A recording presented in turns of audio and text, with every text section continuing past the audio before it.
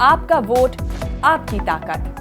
Vote जरूर डालें। Election से जुड़ी हर खबर तक ऐप पर डाउनलोड कीजिए तक ऐप। राम मंदिर, धारा 370, सर्जिकल स्ट्राइक और हिजाब मामले के बीच एक बार फिर से यूनिफॉर्म सिविल कोड के मुद्दे को हवा दी जा रही है। दरअसल बीजेपी प्रदेश अध्यक्ष स्वतंत्र देव सिंह के ट्वीट के बाद यूनिफॉर्म सिविल कोड को लेकर फिर से बहस छिड़ गई है। बीजेपी प्रदेश अध्यक्ष स्वतंत्र देव सिंह ने अपने एक ट्वीट में लिखा, जो कहा था वो किया है, जो बचा है वो करेंगे। राम मंदिर, धारा 370, ट्रिपल तलाक और नागरिकता संशोधन अधिनियम के बाद अब Bharatiya Janata party uniform civil code के वादे को भी पूरा करने की ओर कदम बढ़ा चुकी है। चलिए आपको बताते हैं कि आखिर यूनिफॉर्म सिविल कोड का मुद्दा अचानक कहां से उठ गया। दरअसल उत्तराखंड के सीएम पुष्कर सिंह धामी ने अपने प्रचार के दौरान ये कह दिया कि अगर राज्य में बीजेपी सरकार बनती है तो शपथ ग्रहण के फौरन बाद यूनिफॉर्म सिविल कोड लागू किया जाएगा। उत्तराखंड की सांस्कृतिक आध्यात्मिक विरासत की रक्षा, यहाँ के पर्यावरण की रक्षा, राष्ट्र रक्षा के लिए उत्तराखंड की सीमाओं की रक्षा, तीनों ही आज उत्तराखंड ही नहीं बल्कि पूरे भारत के लिए अहम है।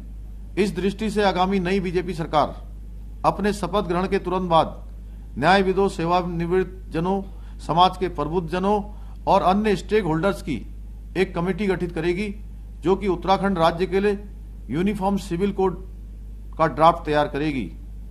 इस यूनिफॉर्म सिविल कोड का दायरा विवाह, तलाक, जमीन जायदाद और उत्तराधिकार जैसे विषयों पर सभी नागरिकों के लिए समान कानून, चाहे वे किसी भी धर्म पर विश्वास रखते हो, होगा। ये यूनिफॉर्म सिविल कोड संविधान निर्माताओं के सपनों को पूरा करने की दिशा में भी एक कदम होगा और संविधान की भावना को मूर्त रूप देगा। ये भारतीय संविधान के आर्टिकल 44 की दिशा में भी एक प्रभावी कदम होगा, जो देश के सभी नागरिकों के लिए समान नागरिक संहिता की संकल्पना प्रस्तुत करता है। सर्वोच्च न्यायालय ने भी समय समय पर इसे लागू करने पर जोर ही नहीं दिया, बल्कि कई बार इस दिशा में कदम नहीं उठाने के लिए नाराजगी भी व्यक्त की है। साथ ही इस महत्वपूर्ण विषय में हमें गोवा राज्य से भी प्रेरणा मिलेगी, जिसने एक प्रकार का यूनिफॉर्म सिविल कोड लागू करके देश में एक उदाहरण पेश किया है। ये मामला तूल पकड़ा ही था कि स्वतंत्र देव सिंह ने यूनिफॉर्म सिविल कोड को लेकर ट्वीट कर दिया। स्वतंत्र देव सिंह और पुष्कर सिंह धामी के इस बयान को लेकर अब हंगामा मचा है। इस मामले को लेकर शिया धर्मगुरु मौलाना यासूब अब्बास ने कहा है कि किसी को कोई अधिकार नहीं है कि मुस्लिम पर्सनल लॉ के साथ कोई छेड़छाड़ करे। उन्होंने साफ कर दिया कि यूनिफॉर्म सिविल कोड का वो विरोध करते हैं और करते रहेंगे। देखिए, इस तरीके के बयान की ऑल इंडिया शिया मसला बोर्ड के हवाले से मैं भरपूर तरीके से मुखालिफत करता हूं, इसलिए कि 2007 में भी कॉमन सिविल कोड का मामला उठ चुका है। उत्तराखंड के मुख्यमंत्री विकास की बात क्यों नहीं करते, एजुकेशन की बात, शिक्षा की बात क्यों नहीं करते, रोजगार की बात क्यों नहीं करते, हॉस्पिटल्स की बात क्यों नहीं करते, ऑक्सीजन प्लांट की बात क्यों नहीं करते? आप कॉमन सिविल कोड की बात करते हैं। ऑल इंडिया शिया मसला बोर्ड 2007 में जबरदस्त तरीके से कॉमन सिविल कोड की मजम्मत कर चुका है, मुखालिफत कर चुका है। और अगर भारत के किसी भी राज्य में या भारत में कॉमन सिविल कोड लाया जाता है तो ऑल इंडिया शिया मसला बोर्ड भरपूर तरीके से उसकी मुखालिफत करेगा। देखिए, समान अधिकार की बात नहीं है, हमारे पर्सनल लॉ में हस्तक्षेप करने की बार बार बात हो रही है। ये भाई को भाई से तोड़ने की एक घिनौनी साजिश है, जो इस वक्त हिंदुस्तान के अंदर अंजाम देने की फिरका परस्त ताकतों की तरफ से कोशिश हो रही है। लिहाजा मैं इसकी भरपूर तरीके से मजम्मत ही नहीं करता हूं, बल्कि इसका पुरजोर तरीके से विरोध करता हूं।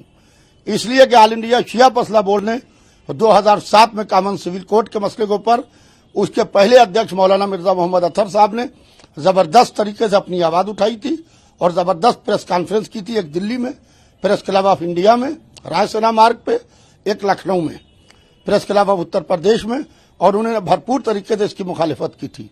और इस मसले के ऊपर all India Muslim personal board का भी जो नजरिया रहेगा, हम उनके भी नजरिए की हिमायत करेंगे। अब चलिए आपको बताते हैं कि आखिर यूनिफॉर्म सिविल कोड क्या है और क्यों इसे लाने को लेकर अक्सर विरोध होता है। दरअसल यूनिफॉर्म सिविल कोड या समान नागरिकता संहिता का मतलब है विवाह, तलाक, बच्चा गोद लेना, संपत्ति के बंटवारे जैसे विषयों में सभी नागरिकों के लिए एक जैसे नियम होना। दूसरे शब्दों में कहें तो देखिए, परिवार के सदस्यों के आपसी संबंध और अधिकारों को लेकर समानता होना। जाति, धर्म, परंपरा के आधार पर कोई रियायत न मिलना। इस वक्त हमारे देश में धर्म और परंपरा के नाम पर अलग अलग नियमों को मानने की छूट है। जैसे किसी समुदाय में पुरुषों को कई शादी करने की इजाजत है, तो कहीं कहीं विवाहित महिलाओं को पिता की संपत्ति में हिस्सा न देने का नियम है। यूनिफॉर्म सिविल कोड लागू होने पर किसी समुदाय विशेष के लिए अलग से नियम नहीं होंगे। संविधान बनाते वक्त समान नागरिक संहिता पर काफी चर्चा हुई थी, लेकिन तब की परिस्थितियों में इसे लागू न करना ही बेहतर समझा गया। इसे अनुच्छेद 44 में नीति निदेशक तत्वों की श्रेणी में जगह दी गई। नीति निदेशक तत्व संविधान का वो हिस्सा हैं जिनके आधार पर काम करने की सरकार से उम्मीद की जाती है। ब्यूरो रिपोर्ट, यूपी तक।